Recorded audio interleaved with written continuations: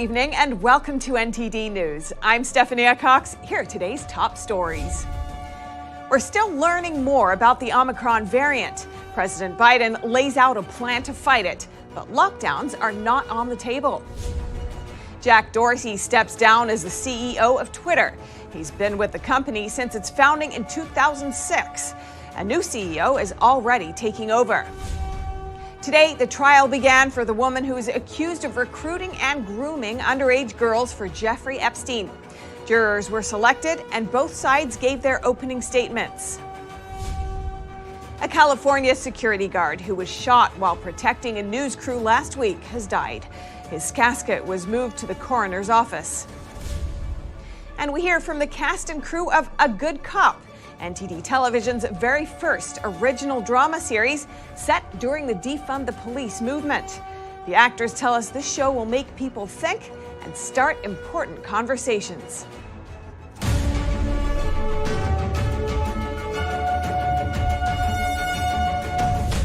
Talk of more COVID lockdowns sprang up shortly after the new Omicron variant emerged. Today, President Biden dismissed the idea. NTD's Miguel Moreno has that story and updates on Omicron. President Biden started off the week by giving an update about the Omicron variant. He made several points, one of which was, this variant is a cause for concern, not a cause for panic. He encouraged Americans to get vaccinated, calling this the best defense against Omicron.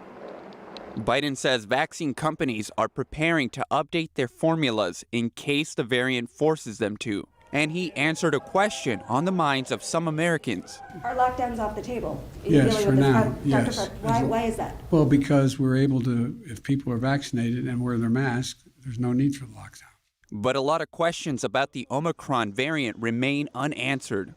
As of now, the World Health Organization says it isn't clear whether Omicron is more transmissible or whether it causes more severe disease than other variants. There's early evidence that suggests there may be an increased risk of reinfection with Omicron. A lot of countries, including the U.S., banned air travel from South Africa, even though we're still unclear about a lot as it relates to this variant. Do you think this was appropriate, considering the little we know about the variant? Not a new virus, just a new variant. Yeah, so this is a good question. It's a political question in some sense, because there could be some penalties to pay for shutting things down, obviously commerce and things of that nature. But I want you to imagine, if you will, if you had a small fire that was started, and the question is are you able to allow it to burn enough, or are you able to put it out? When should you start to try to put this out? Fire extinguisher, calling in the fire trucks? Because this is the situation, is we know that Omicron is not just in South Africa. In fact, we now know that it's in many different countries. It's in the UK, it's in France, Italy, Germany. It's probably here already in the United States. What we're trying to do is we're trying to slow down the progression of this disease. As we know, it doubles, and it can double very quickly. Dr. Schultz says the travel ban can give people time to prepare for the variant, but there's a chance that Omicron won't be as bad as other variants we've dealt with. The first South African doctor to spot the variant says Omicron causes unusual but mild symptoms. Dr. Schultz has a recommendation for anyone who's worried. We've talked a lot, and the media and the world and the governments are talking a lot about vaccination. I would just, as a physician, as someone who treats patients, I would really like to emphasize to people who are watching this and may be concerned that there's so many other things that you can do to enhance immunity, to make sure that you're prepared for this, making sure that you're getting plenty of sleep, making sure that you have a good diet, good exercise, to prepare, because we know what the risk factors are for this virus. It's people with poor metabolic health. COVID hospitalizations are rising in South Africa, but the WHO says the increase may not be the result of Omicron. Miguel Moreno, NTD News. The Biden administration is walking a thin line on its climate change promises. The U.S. Interior Department now proposing a middle path that will still allow oil and gas companies to drill and produce on federal lands, but it will be more restrictive and more expensive. NTD's Melina Wisecup brings us the details from D.C. President Biden directed the Interior Department to do research on how to reform the oil and gas leasing program in the name of combating climate change. The report now finished with a slew of new proposals, but climate takes up little space in the 18-page report. They were charged with looking at climate change, and they don't mention climate change in the entire report, which I don't know why. This is a kind of between the rock and the hard place where the Biden administration is not pleasing anybody entirely. The report suggests as an overarching policy that the government should ensure that oil and gas production is not prioritized over other land uses such as recreation or wildlife habitats, along with restricting leasing only to areas that are expected to yield an adequate amount of oil and gas. And it proposes to increase royalty rates, though it does not specify by how much. Hiking up the price for producers in other ways too, like setting a minimum bonus bid and increasing rental rates. All in an effort to rake in revenue at a time when more revenue is needed to pass Biden's next spending package. But some energy analysts aren't convinced that it will work out efficiently. Because their program as a whole slows down the number of leases they're going to permit. They're slowing it down. They're going to provide for less opportunities for oil and gas development on federal land. But the administration hopes this new approach will streamline the process and lead to only serious actors getting involved. The people that are buying them are not necessarily legitimate oil and natural gas producers. But nobody puts millions of dollars into leases in the hope no one will bid, that it will never be developed. Speculation only makes sense if you plan to really use it. And would this raise already soaring energy costs on Americans? Analysts tell us it's hard to say because it depends on how the global market responds. Now it's up to the Biden administration exactly how to implement these proposals, that is, how much to increase the royalty rates and exactly which federal lands to restrict leasing on in the name of protecting the environment, as Biden continues to walk a thin line between keeping domestic production alive and transitioning America towards clean energy. Reporting in Washington, D.C., Melina Weisskopf, NTD News. And the White House confirmed last week that President Biden will run for a second term in the next election. Biden is the oldest U.S. president in history, and he will be 82 in 2024.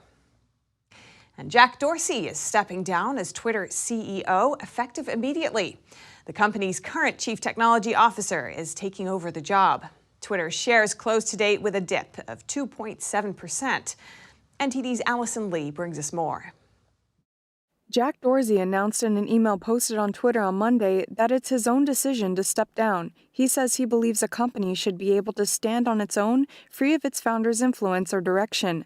Dorsey co-founded Twitter in 2006. He wrote in the email, "There aren't many founders that choose their company over their own ego. I know we'll prove this was the right move." Dorsey will stay on the board of directors until his term ends around May next year. After that, he will also leave the board. The board unanimously appointed the current chief technology officer, Parag Agrawal, as the new CEO. Dorsey backs the decision, saying he's been my choice for some time given how deeply he understands the company and its needs. Twitter will also have a new chairman of the board, Brett Taylor. Dorsey is also happy with the decision, writing that, "Having Brett in this leadership role gives me a lot of confidence in the strength of our board going forward." Dorsey has been Twitter's CEO from 2006 to 2008 and then again from 2015. Under him, Twitter posted its first billion-dollar quarter and began releasing new features to draw in users. Dorsey is also the CEO of his payment company Square. His net worth is around $12 billion. Allison Lee, NTD News. Maxwell is accused of recruiting and grooming underage girls for the late Jeffrey Epstein to abuse. NTD's Jason Perry has the story. Ghislaine Maxwell, who is a former employee of and former romantic partner of Jeffrey Epstein, has been in prison since the FBI arrested her in July 2020. Epstein, a convicted pedophile, died of an apparent suicide in a Manhattan jail while he was awaiting trial for sex abuse allegations. His longtime acquaintance, Maxwell, is now accused of grooming and recruiting underage girls for Epstein to abuse. In opening statements, prosecutors accused Maxwell of preying upon vulnerable girls and manipulating them to be abused by Epstein. In a 2021 indictment, prosecutors are saying Maxwell used to gain girls' trust by taking them to movies, buying them gifts such as lingerie, and discussing sexual topics. She is now facing 8 charges of sex trafficking, and she pleaded not guilty to all counts. Her attorneys say that prosecutors are using Maxwell as a scapegoat because they were unable to convict Epstein. Now, Maxwell is 59 years old, and if she's convicted on all counts, she would face up to 80 years in prison. And this trial is expected to last 6 weeks. Jason Perry, NTD News, New York. Another high-profile trial is now underway in Chicago. Prosecutors are accusing actor Jussie Smollett of lying to the police about being the victim of a hate crime. Here are the details. Two brothers stand at the center of the Jussie Smollett trial. Smollett allegedly paid them $3,500 to pose as his attackers in a hate crime. The siblings, both of whom are from Nigeria, will take the witness stand. They're expected to repeat what they have told police officers and prosecutors, that they carried out the attack at Smollett's behest. They had previously worked with Smollett on the TV show Empire. Back in January 2019, Smollett reported he was attacked by 2 men who yelled anti-gay and racist remarks. They also put a noose around his neck and poured bleach on him.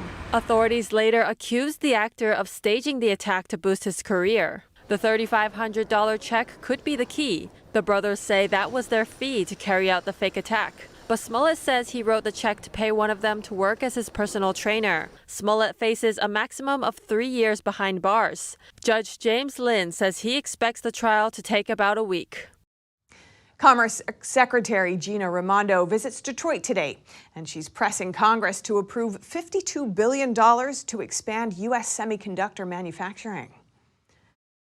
Secretary Raimondo tweeted on Monday, "Semiconductors play a vital role in our economic and national security. The $52 billion investment in domestic semiconductor production is a vital step forward." At a roundtable in Detroit, Raimondo meets with Michigan politicians and executives from General Motors, Ford, and Chrysler's parent company, Stellantis. There's an ongoing chip shortage due to the supply chain disruptions caused by the pandemic. Global automakers have been forced to cut production as a result. According to Auto Forecast Solutions, Michigan automakers made 280,000 fewer cars this year due to chip shortages. The problem will intensify with widespread adoption of electric cars, which require more chips per vehicle. To strengthen the supply chain and boost competition with China, the U.S. Senate passed a bill in June awarding $52 billion for semiconductor manufacturing, but it has not yet cleared the House. And we need Congress, the House, to pass the CHIPS Act, or USICA, as quickly as possible so that we can get to the business of making more chips in America. House and Senate leaders said recently that they will negotiate to seek final agreement on the bill. Meanwhile, Samsung Electronics announced last week that it will build a new $17 billion plant in Taylor, Texas, to make advanced chips. The White House has welcomed the move. A federal judge has blocked the Biden administration's vaccine mandate for health workers in 10 states. The temporary pause applies to workers at Medicare and Medicaid certified facilities. The agency says it affects 17 million health workers at 76,000 facilities. The 10 states had sued the administration, saying the mandate is unconstitutional. The judge said the mandate would impose a burden on healthcare at facilities and make it harder for them to do their jobs and save lives. The White House has praised its vaccine mandates as effective. Last week, it said its mandate on federal workers achieved 96.5% compliance. And a California court blocked a COVID-19 vaccination mandate for California prison workers. The mandate was supposed to have taken effect by January 12th, but the court blocked enforcement until March. A federal appeals court temporarily blocked a COVID-19 vaccination mandate for California prisons on Friday, according to the Associated Press. The current mandate requires all California prison workers to be vaccinated or have religious or medical exemptions. AP reported that the mandate was opposed by both the state's prison agency and Governor Gavin Newsom, even though his administration previously had mandates for all state employees. A director with the nonprofit Prison Law Office says that the halt puts both the prison staff and the incarcerated population at greater risk of infection. CDC Director Rochelle Walensky previously told CNN that vaccines no longer prevent COVID transmission. The California Correctional Peace Officers Association had argued that the mandate could create staff shortages. The court sped up the hearing process by setting a December 13 deadline for opening briefs. A security guard died from wounds he suffered while trying to protect a news crew in California. Here's NTD's Eileen Ang with more details. Kevin Nishida, a security guard for San Francisco's KRON 4 News, died from his wounds on Saturday morning. The former police officer's casket was wheeled out of the hospital to the Alameda County Coroner's Office in California. On Wednesday, somebody tried stealing the news crew's camera equipment as they were covering a robbery in Oakland. As Nishida was helping the crew, he was shot in the lower abdomen and rushed to the hospital. The reporter was not struck. Kevin was truly one of the best sergeants I ever had, or that I personally worked with. He was much more than that. He was a true friend and, part of our Como Police Department family. He was kind, he was caring, he was compassionate, and more importantly, he was very honorary. In a statement, KRON 4's vice president and general manager said that the station was devastated by the loss. A surveillance photo was released Saturday of a vehicle they suspect was involved in the robbery and shooting. It shows a white Acura TL with 4 doors, a sunroof, and no license plate, which is a model from between 2004 to 2008. There is a $32,500 reward for information that leads to an arrest or arrests in the case. The Oakland Police Department has announced additional staffing to combat crime, including armed caravans, illegal sideshows, and other violent crimes. Eileen Ang, NTD News, California. Cyber Monday is here, and this year, one of the biggest online shopping days of the year might not be as big as usual. NTD's Chenny Wu has more. U.S. retailers are estimated to generate online sales of between $10.2 and $11.3 billion on Cyber Monday. That translates to growth that is roughly flat compared to last year's $10.8 billion, which was a jump of nearly 15% from 2019. This is as shoppers face fewer discounts and limited choices due to global supply chain disruptions. Many retailers had spread out promotional deals over a longer period of time this year to better manage inventories amid product shortages. Those attempts have led people to start buying ahead of the Christmas shopping season. That's because people are anticipating the supply chain issues, and so they're buying earlier. Retailers are giving deals earlier, and so tied to all of that, we're also seeing out of stock messages coming up more often than expected as well. Data over the weekend showing online spending during Black Friday fell for the first time ever. The holiday season kicks off just as the new Omicron variant has triggered uncertainty over the economic reopening. But experts say it's still too early to predict the impact on consumer spending. Chenny Wu, NTD News. And supply chain problems are pushing some Americans to gift secondhand items this year. And it's only vintage we're talking about. Here's NTD's Evelyn Lee with more. The supply chain crisis is boosting the second-hand industry. Holiday shoppers looking for a way around the delays are opting for used goods. ThredUp, for instance, says it doesn't face the same kind of supply chain pressure like other retailers such as Macy's or Kohl's. ThredUp's U.S. business is entirely domestically sourced from our sellers, and we do not rely on direct manufacturing for supply. This means that consumers can always find a vast and ever-fresh selection of second-hand items on our site, 100% of which are already in stock and ready to ship. Luxury consignment company The RealReal says its inventory exceeded pre-pandemic levels, and it's well positioned for the holiday season. According to Mercari, 3 out of 4 Americans polled said they expect to buy at least one second-hand item this year for the holidays. But besides the supply advantage, consumers are also shifting to a more sustainable mindset. According to a report by ThredUp, by 2023, the resale market could reach over $50 billion. The industry is currently growing 11 times faster than traditional retail. Now, traditional retailers like Macy's and high-end brands like Burberry are also finding ways into that market. Evelyn Lee, NTD News. And up next, NTD sits down with the cast and crew members of A Good Cop, NTD Television's very first original drama series. They tell us what makes the show unique and sets it apart from other shows on policing. And California's Bay Area is already kicking off the holiday celebrations. One city held a Festival of Lights parade to celebrate. That and more when we return on NTD News.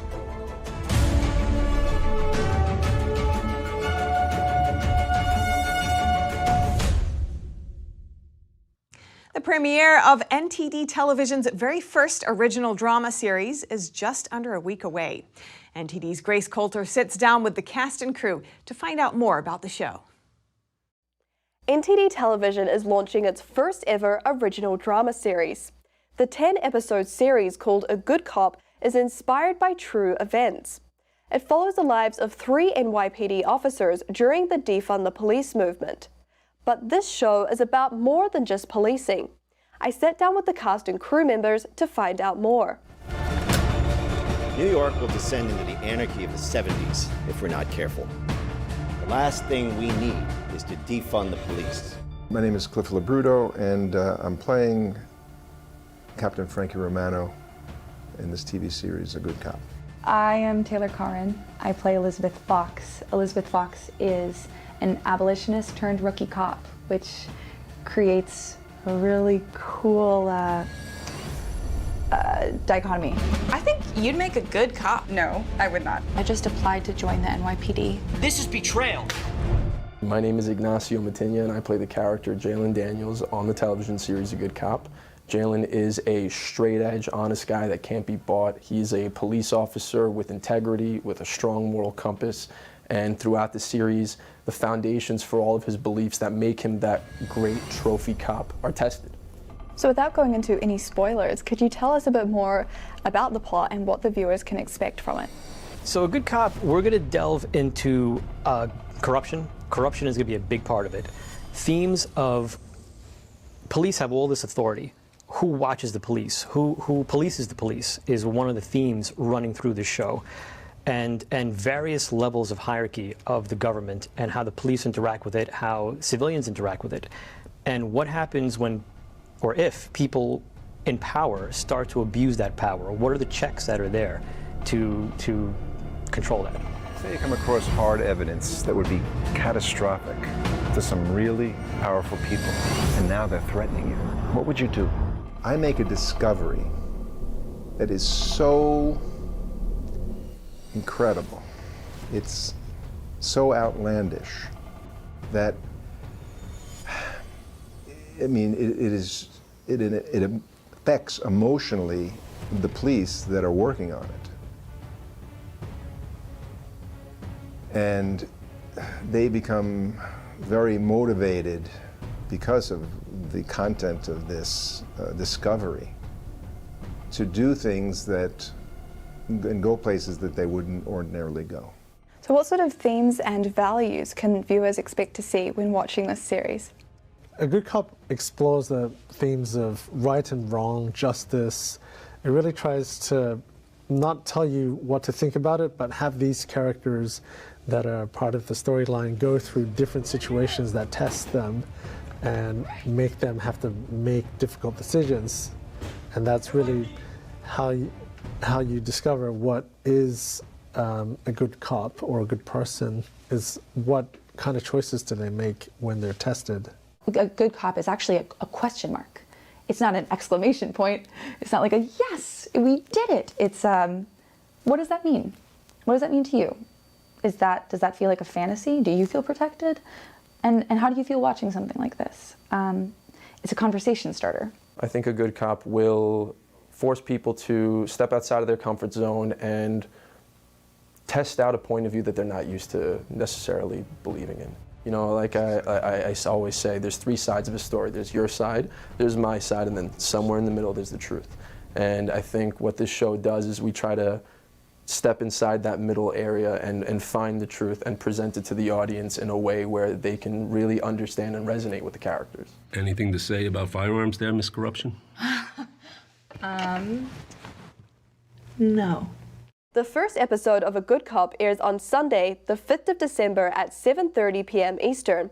Be sure to tune in. People are getting ready to deck the halls with boughs of holly and sing Yuletide carols as the Christmas season approaches. NTD's Cynthia Kai spoke with some California locals at a Bay Area Christmas parade to hear how they're celebrating. Christmas is coming up, and across the California Bay Area, people are kicking off the celebrations with a parade, music, and of course, lots of colorful lights. The Niles Festival of Lights Parade is held annually to kick off the Christmas season in Fremont, California. The parade spans 4 blocks, but features a number of unique floats, marching bands, costumed characters, and Santa Claus. Well, it's wonderful to have it back this year. We didn't have it last year, and as you can see, most of the people here we know, but they all have connections with everything in Fremont. It's a huge, loving community. The parade began in 2001 and has become a tradition for the Fremont residents. Niles was established in the 1950s, serving as a junction point for the Southern Pacific Railroad lines from Oakland to San Jose and other southern coastal points. Many people watching the parade had friends or relatives performing in the parade. Actually, I have a friend that will be coming in on a vehicle, an old vehicle. And him and his dog will be out there, so he's ridden in the parade for quite a few years, and I'm looking forward to seeing him. So my daughter actually, she grew up starting doing the parades. So the first time she was in the parade, she was actually, I guess, about 10 years old. Now she's in high school, so she's actually performing today as well. Locals say the parade captures the historic character and family atmosphere of the area. Many parade goers were glad to see the community come together to celebrate. Seeing everyone come together, everyone's smiling, everyone's having a good time. And just, it's, after all this pandemic stuff going on, it's been madness. But this is a sign for hope in the future. It's very, very friendly, and I see lots and lots of people enjoying itself. And there is no hustle and bustle. You can see, although it's so crowded, yet it's so fun. So it's our very own Disneyland in our backyard. Local residents say they watch the parade every year and that it has become a tradition for them. Cynthia Kai, NTD News, California. Scientists detected a rare species of whale southeast of New York City, and the federal government is using a voluntary protected zone to try to keep them safe. There are fewer than 350 North Atlantic right whales left, and scientists just spotted one southeast of New York. The National Oceanic and Atmospheric Administration has established a protected zone south of Long Island and east of New Jersey. It will be in effect until Sunday. They're telling mariners to move through the area slowly or avoid it altogether. The whales are vulnerable to colliding with ships or getting entangled in fishing gear. Other zones dedicated to protecting the whales are off the coasts of Maryland and Massachusetts. And coming up, parts of northern China are experiencing lockdowns amid a surge of new virus cases. Businesses are closed, flights are canceled, and residents are not allowed to leave the city. And the global supply chain is dealt another blow. Most of the cargo ships in Chinese waters disappear in a tracking system. This is related to one of the communist regime's orders. That and more here on NTD News.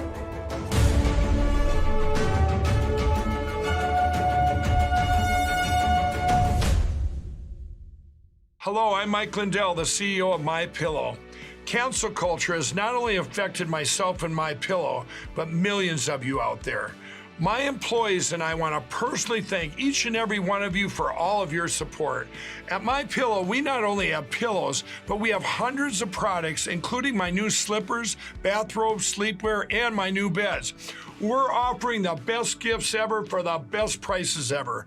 For example, we have this exclusive offer on the standard size MyPillows, regularly $69.98, now only $19.98 with your promo code. We also have the queen size MyPillows, regularly $79.98, now only $24.98 with your promo code. And we have the king size, regularly $89.98, now only $29.98 with your promo code. So go to mypillow.com now and use the promo code on your screen or call the 1-800 number below to receive this exclusive offer. Last Friday, this guy stole a package right off my porch. Or at least that's what would have happened if I didn't have my Vivint Smart Security System. Instead, this is what really happened. System detects package. Thief walks up. System scares thief. Thief runs away. If your doorbell can't do this, you need a Vivint Smart Security System. Call 844-544-0866 today. See China before communism. Behold a splendid culture reborn, filled with beauty, majesty, and a powerful message of hope. Come see the performance that has touched the hearts of millions. Live on stage. Get tickets now at shenyun.com.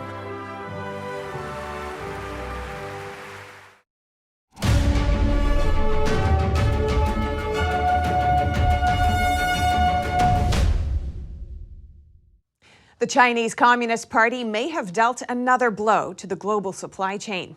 It's preventing outsiders from accessing information about cargo ships in Chinese waters. Pandemic delays triggered much of the current supply chain crisis. Now global shipping issues may be getting worse. According to reports, nearly 90% fewer vessels operating in Chinese waters are sending out signals to shipping data companies. The substantial drop comes in just the last few weeks.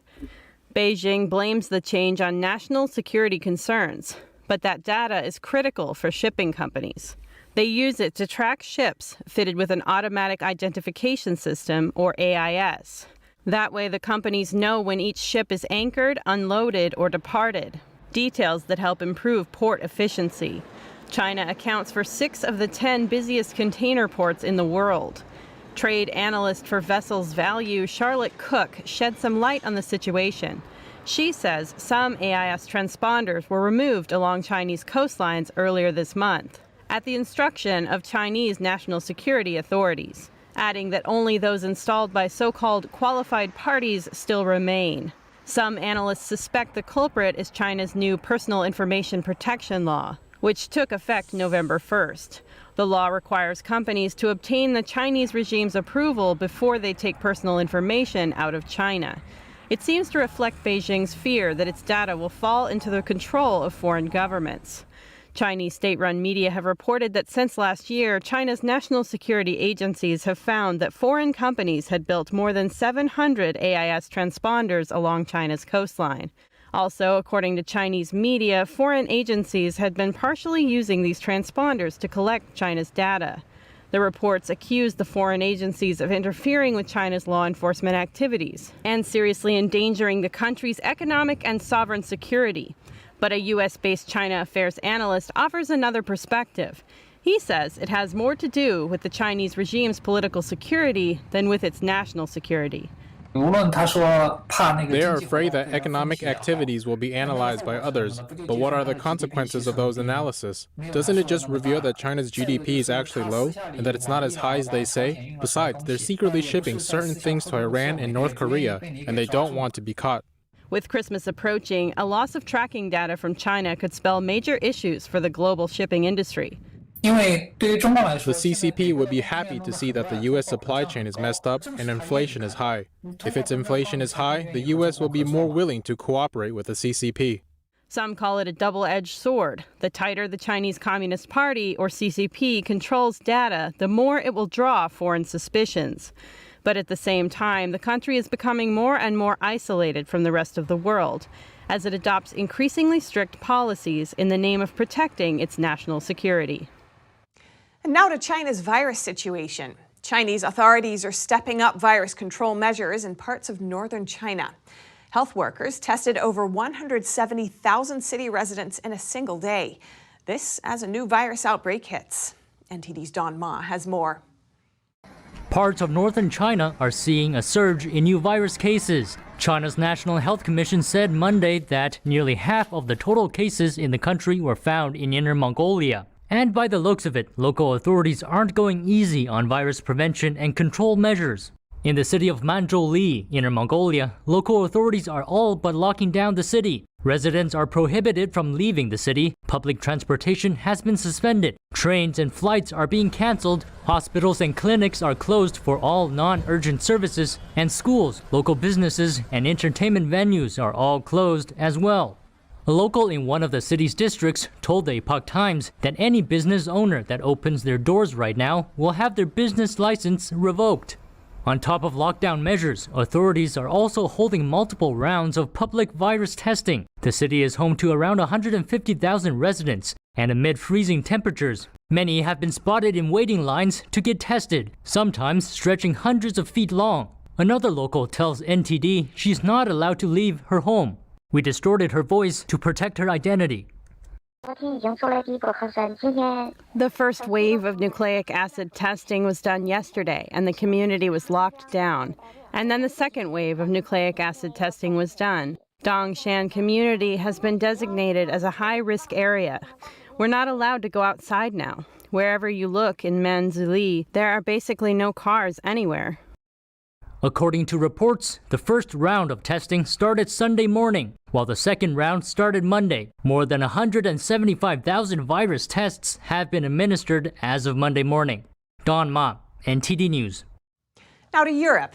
Energy providers in Scotland and the north of England have been working around the clock to restore power to hundreds of thousands of households, some of which are entering their fourth day without electricity after Storm Arwen wreaked havoc across much of the UK over the weekend.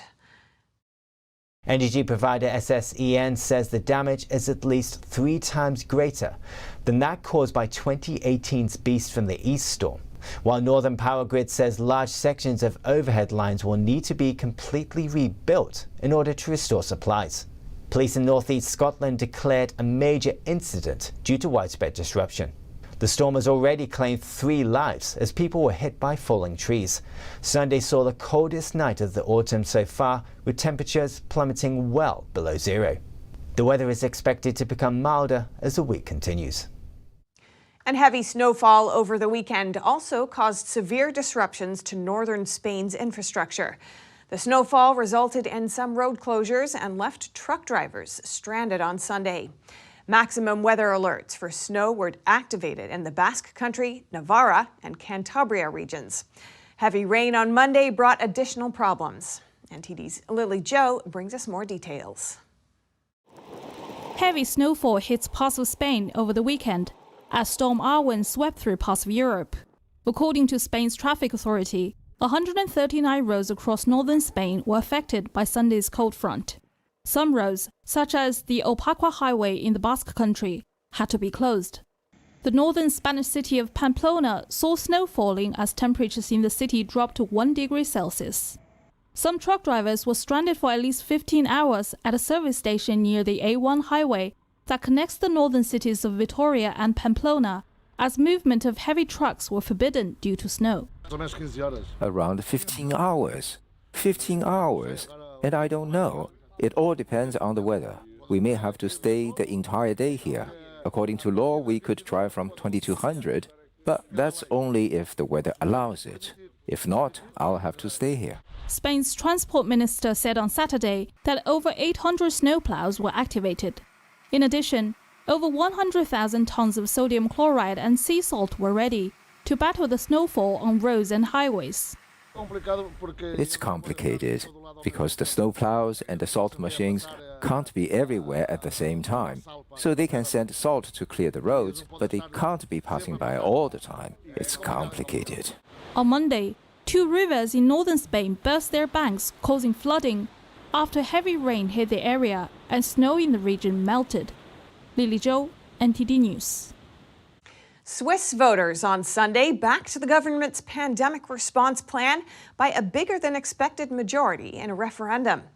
The referendum offered a rare bellwether of public opinion on the issue of government policy to fight the spread of COVID-19 in Europe. We've got more from NTD's Anna Rodriguez. Swiss voters on Sunday gave clear backing to legislation that introduced the COVID-19 passes. The law, which is already in force, has already unlocked aid for workers and businesses hit by the lockdown. Personally, I agree with this new law. We're not going to live like this for years, so I think we need to continue having protections and financial aid for the people who need it and can't work because of this infection. I voted no, because I think these plans are restrictions to individual freedoms. Everyone is being responsible and getting vaccinated in any case, and then it will divide the population between people who have access and no access. It's not good. The results showed 62% of voters in support. The referendum offered a rare bellwether of public opinion on the issue of a government policy to fight the spread of COVID-19 in Europe. It's interesting because it's an experiment you don't observe in any other country in the world. So in this sense, this referendum is better than just an opinion poll. It's a real vote by the real citizens. The debate over the law had prompted large-scale protests. The referendum came as Switzerland, like many other nations in Europe, faces a steep rise in cases. The government, though, so far hasn't responded with new restrictions. For the Swiss government, it means more margin of maneuver, and one can expect in the coming days that the Swiss government will adopt new legislations which are tougher on COVID-19, which are closer to what we observe in Austria and in Germany. Ministers called for solidarity following the vote, saying it was time to move forward. Broadly speaking, the situation in Switzerland is the same that in other Western European countries. So 2/3 of the population supports the measures taken by the government and the parliament, but there is a strong 1/3 part of the population which is reluctant to go too far away. Anna Rodriguez, NTD News. Greece introduced new restrictions, meaning churchgoers must present a negative COVID-19 test result to attend services. Yesterday, several churchgoers said fewer people than usual turned up for Sunday services. This report comes from NTD's Joy Duguid.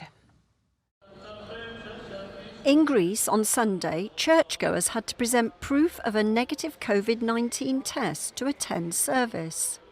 Προσφύλαξη προσωπική μας και του κόσμου. This is to safeguard ourselves and the people. We can't be saying, oh, we are suffering. It might be a bit difficult, but we will persist. We are obliged to comply with everything. The measure is part of new restrictions by the government to curb infections. Unvaccinated people are now barred from indoor spaces, including restaurants, cinemas, museums and gyms, even if they test negative for the virus. But for church, a negative test result is sufficient.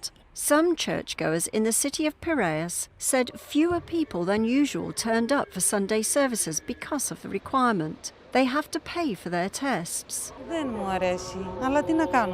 I don't like it, but what can we do? We are complying, but the church is empty today. Obviously, people cannot endure the expense coming here with their children. How much money will they have to spend? The government has ruled out a return to a general lockdown, but the health minister said the current restrictions would be reassessed in 1 week. Joy Duguid, NTD News. Coming up, a French romantic castle falling into ruins finds new life. This after a team of volunteers puts their love of architectural heritage to work. And a town in Hungary is building a sprawling nativity scene ahead of Christmas, one of the largest in Europe. The tradition even managed to survive the country's communist rule. Stay tuned to find out more.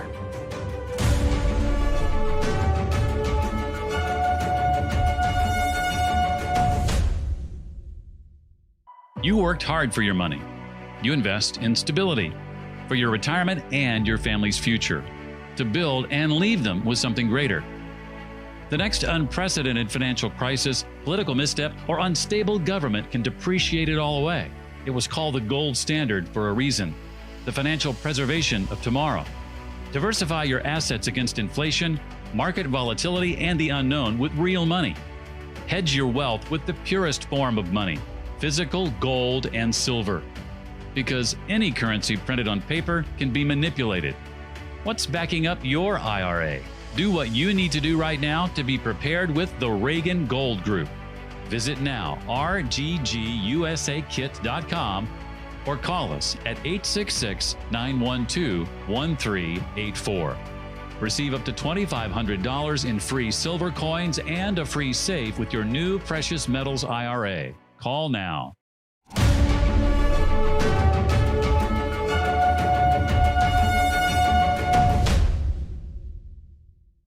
If you're visiting France and have some time to spare, you could help to restore a castle. For 4 years, a team of volunteers dedicated their hearts to saving a romantic fortress from falling into ruin. It's a formidable but rewarding challenge for heritage lovers. Here's NTD's David Vives with the story. Among the many castles of the Loire Valley in France, one has a particularly fascinating history. The Motte Chandonnier is a 13th century castle with romantic-style architecture. But this masterpiece was once at the verge of collapse. After a fire in the 1930s, it was left in ruins, until 4 years ago, when a team of people came up with a unique idea to save the castle. The first time I came here, I realized this was a castle like the ones in fairy tales. This was exceptional. Bastien Goulard is a co-founder of D'Artagnans, a crowdfunding platform that promotes cultural heritage and artistic projects in France. D'Artagnans launched a campaign to restore the Motte Chandonnier. For about $60, people can purchase a part of the castle. In exchange, the buyers can come to visit the castle anytime, and they are allowed to vote at the yearly assembly on what happens to it. In just a few months, D'Artagnans raised $1.8 million. Goulard and his team then called for volunteers to help with the restoration process. Jean-Christophe Lippmann is among the first to join the adventure. My wife wanted an exciting gift for Christmas. I found the idea of purchasing part of a castle for €50 astounding. So at Christmas, she received a piece of this castle among her gifts. Voila. Jean-Christophe used to live in Paris. He eventually moved to this region so he can participate in the restoration work every day. He said there are many touching stories about people wanting to help. One day, a senior couple with walkers came to help. We asked them to help carry some wood. They spent the whole afternoon walking back and forth, one branch in their hand at the time. They were so happy to help in their own way. After the blaze, nature reclaimed the castle. Trees are emerging from the ruins, but it just adds charm. Rather than rebuilding the floors, the volunteers decided the castle would live as one with nature. I always love to find new plants growing, like this one. We don't see this specific plant in the region. I believe it was brought here by the birds. Goulard's team built a facility next to the castle to organize events such as weddings or seminaries. The proceeds will all go toward restoration, which is a long-term commitment. It will take dozens of years for volunteers to restore this castle. One of the first steps will be to make this area accessible to the public. The final step would be to allow visitors and owners to tour the castle and its towers. They may even be able to organize a candlelight dinner on this Venetian terrace. We're talking about a very long time. It will take dozens and dozens of years. I hope that people after me will continue to take care of it. He says donations coming from the US has been a big part of the funding. 4,000 American citizens contributed to the project and are welcome to visit anytime. Bye-bye! See you soon! David Vives, NTD News. London's British Library hosts an exhibition exploring the turbulent relationship between two powerful women who struggled for control of the British Isles, Elizabeth I and Mary, Queen of Scots. The rival queens never met, but their relationship dominated English and Scottish politics for 30 years.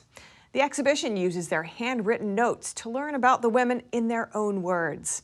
NTD's Neil Woodrow meets the real Elizabeth and Mary. Elizabeth I of England and Mary, Queen of Scots, had a turbulent relationship. This exhibition at the British Library puts them together under one spotlight and reveals their true relationship through personal letters to each other. It is a story set among treachery, espionage, and international diplomacy. An atmospheric space sets the scene for the telling of the sovereign queen's story. Filled with their handwritten letters, we become immersed in their world. Andrea Clark is the lead curator. So I think it's important to begin by saying that theirs is a dynastic story. They were actually first cousins once removed, both descended from King Henry VII, and it was their shared Tudor heritage which gave both women a really strong claim to the English and Irish thrones. In fact, many Catholics believe that Elizabeth was the illegitimate daughter of the unlawful marriage of Henry VIII and Anne Boleyn, and that Mary, Queen of Scots, should have been the rightful Queen of England. So things really came into focus when Elizabeth I became Queen of England. By this time, Mary, Queen of Scots, was in France, married to the heir to the French throne. In a provocative act, the King of France encouraged Mary and her husband to incorporate the royal arms of England and Ireland into their own royal arms. This sowed seeds of distrust in the mind of Elizabeth. Mary's husband ascended to the French throne in 1559, but died a year later. Mary made plans to return to Scotland and take the throne. She told the English ambassador in France her thoughts on her relationship with Elizabeth. And she says that they have a strong bond because they're both sister queens, but she says, tell her there's more, for we both be of one blood, referring back to their shared Tudor heritage, in one country, in one island. And that became a constant refrain of their early years of Anglo-Scottish diplomacy. And Mary, all she wanted was to reach a pact with Elizabeth, to meet with Elizabeth, and for Elizabeth to recognise her as her legitimate successor. In 1567, Mary was deposed and imprisoned in Loch Leven Castle. The following year, she escaped and fled to England, and this is when she wrote her first letter to Elizabeth. And she's really, at this point, she's throwing herself on the mercy of her cousin. She fully expects Elizabeth to come to her aid, to help her get her Scottish throne back, and she signs herself, your faithful and affectionate good sister, cousin, and escaped prisoner. And for me, this is a really emotional letter because she's really expecting her cousin to help her, and she signs herself your escaped prisoner, little suspecting that she's about to be held captive for the next 20 years. Mary became embroiled in plots against Elizabeth. They led to her downfall and execution at Fotheringay Castle in 1587. The exhibition aims to let the women tell their own story, stripping away interpretation that's been imposed on them over the centuries. This exhibition ends with models of the two Queen's tomb effigies from Westminster Abbey finally side by side. Neil Woodrow, NTD News, London. In a small Hungarian town, villagers are upholding a religious tradition, creating what's called a Christmas nativity display. Using models of structures, people, and animals, it depicts the birth of Jesus Christ. The 73-year-old tradition survived the country's communist rule and now ranks as one of the largest nativity scenes across Europe. Let's take a look. In the tiny Hungarian village of Vors, this sprawling nativity scene is ready for the first Sunday Mass of the Advent period. Every year before Christmas, locals gather in their Baroque church to recreate the sacred scene, a time-honored tradition that even survived the country's communist rule. It's a wonderful tradition. Locals build it, all of them in volunteer work. I am very proud that we can move people this way. It's a real community effort, and everyone does it very happily and with love. A large wooden structure serves as the foundation. On top, rolling hills and valleys lead to the Cave of Nativity. Miniature figures, flocks of sheep, and even a small campfire bring life to the picture. The project's chief builder said although locals always use the same main frame to create the scene, the content changes every year. It's already a great feeling to look at it. There are still a few things to do, but it's almost ready. We love it. I am always very sad when we have to dismantle it. I could look at it all year. First built in 1948, the project grew year by year until it reached its current size, over 600 square feet. That makes it one of Europe's largest indoor nativity scenes. This year, the village expects thousands of visitors looking to catch a glimpse of the scene, despite a surge in COVID-19 infections. A new piece was added today to Barcelona's famed Sagrada Familia temple. It's a 12-point star weighing 5.5 tons. The star, made of steel and glass, is placed atop the temple's 450-foot high pinnacle. It will be lit along with 800 windows on December 8th when Spain celebrates the Immaculate Conception. The Sagrada Familia temple is considered to be architect Antoni Gaudi's masterpiece. It's still a work in progress. Construction on the temple began in 1882 and is due to be completed in 2026. The pandemic caused further delays. And a zoo in western France this month welcomed a baby newborn Pygmy hippo, the mother's third offspring. Let's take a look. An animal keeper at France's biopark said on Monday that Leah, the mother, is still protective of her 18-day-old newborn Kia, not letting her out into the natural elements as of yet. In general, when I offer to open the gate for a few weeks, she makes the little one understand. You don't move. I'm going around. I'm coming back. And then, after about a month, she lets her out. It's Leah who will decide. I just open according to the weather because Kia is very little, so the temperatures can't be too low. The pygmy hippopotamus, an endangered species, resembles the closely related common hippopotamus but is much smaller. Unlike common hippos, pygmy hippos usually live alone, except when they are mating or with a calf. They are mainly nocturnal, spending the day in water and moving to land at night to feed on leaves, roots, fruits, ferns, and grasses. According to the World Wildlife Fund, pygmy hippos can be found in Western Africa, mainly in Liberia, but also in Sierra Leone, Guinea, and the Ivory Coast. And that's all for today's news. Thanks for tuning in. I'm Stephanie Cox.